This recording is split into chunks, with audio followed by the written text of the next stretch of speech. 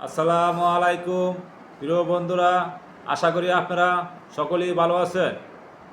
আজকে আমি গল্পের মতো করিয়া সাইবার সুরক্ষা অধ্যাদেশ 2025 এর কিছু দ্বারা আলোচনা করিব।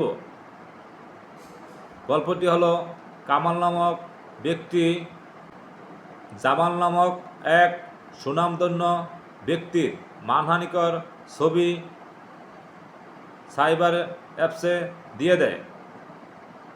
এই ক্ষেত্রে তাহার কি অপরাধ প্রশ্নে জানতে চাওয়া হয়েছে।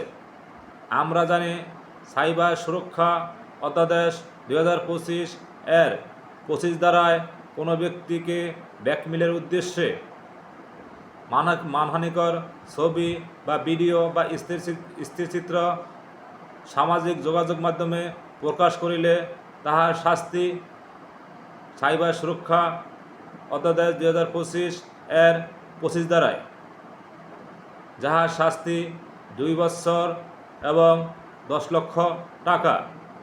তবে উক্ত ব্যক্তি যদি একজন নারী হয় বা 18 বছরের শিশু হয়, তাহলে শাস্তি হবে 5 বছর এবং 20 লক্ষ টাকা অর্থদণ্ড। তাই উল্লিখিত প্রশ্নের অ্যান্সার করিতে হবে সাইবার সুরক্ষা অধ্যাদেশ 2025 এর 25 ধারা দিয়ে।